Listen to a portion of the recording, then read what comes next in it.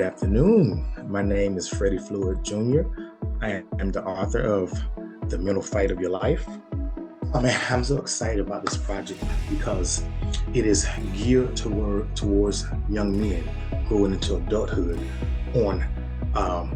Basically, it's talking about not giving up your position in life, in marriage. You know what I mean? There's so many men, and I know that just don't have a clue. And sometimes you just need to be guided, So it's about talking about, how to have a fight, and the word fight is not in the typical sense of hand-to-hand combat. It is about the fight that's going on in your head. You have to fight against the will to quit, not to be lazy, not to give up on your family, So it's full with plenty of meat. And it also goes on to talk to women about how to understand men, because oftentimes, not always the case, women want men to listen to them, to hear them, to understand them, but we don't really get understood. So it's all about bringing it all together under one umbrella, and so the circle of life can go in a 360 circle between the two of us. You do for me, I do for you. It goes great.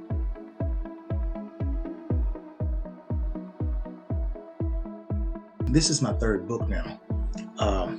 My second book was talking to my daughter. I have a daughter. It was written for her. And she's still in that age of growing into mature adulthood. And she's going to have a lot of challenges. So it's just like I want to continue to write, because she may not always listen to me now, but over time she may pick up a book and be like, okay, you know what? Let me just read about what Pops talked about, because it would definitely help her out in life.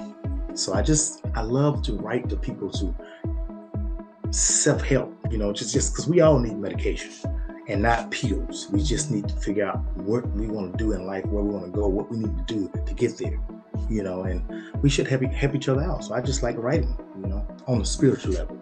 It is a hobby that I picked up because I've always grown up in the church, and nowadays, unfortunately, I don't want anybody to get offended, but church is not what it used to be, because people are not what they used to be.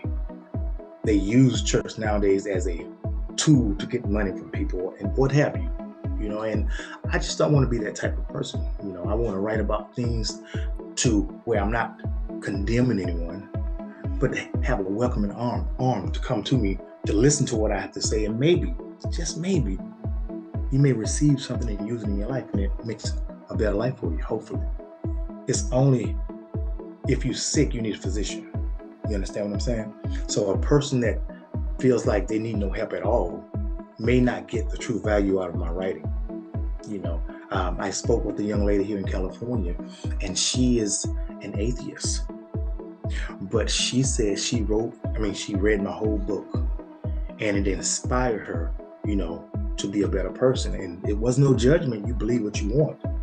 But it's nice that it's captivating other people, and it's not condemning them. You do this, you're gonna go blah blah blah. It's not like that. That's not what life is about.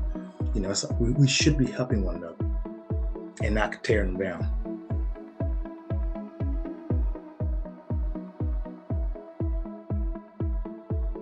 It has hit me, and it scares me, because it took someone to read my first transcript, and they said, you have to do something with this, to make me realize I am doing something worthwhile, And my second book hit #1 in my genre on Amazon twice.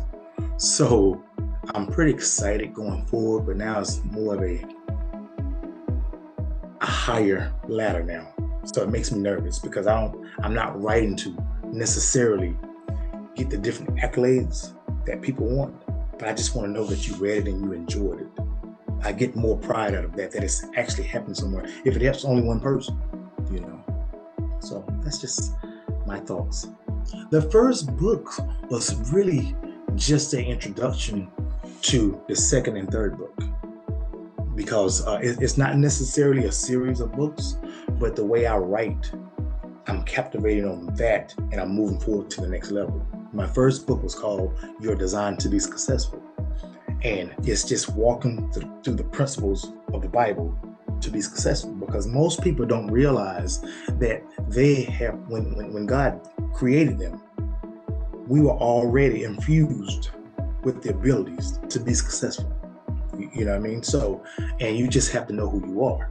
As far as going to number two, it was mainly catered towards women on how to get that groove back, not to be so, because the world has beat them down so bad on what you can do. They put you in a little square circle and said, this is where you're supposed to be at.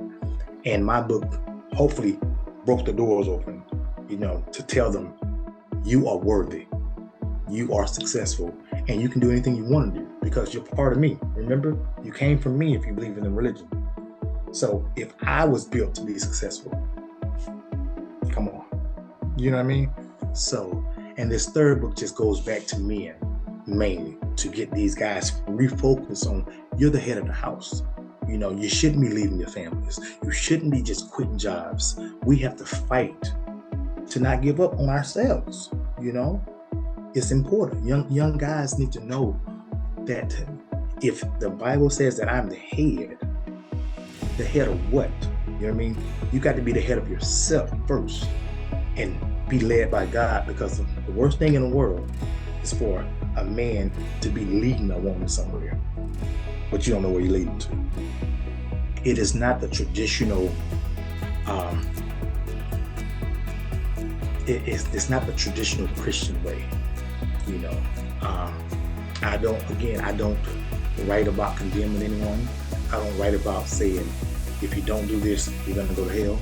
It's just not that type of writing. It's about inspiration. Wherever you are in life, you can be better. You understand what I'm saying? You can't change where you've been, but you can change where you're going. So that's how my writings are.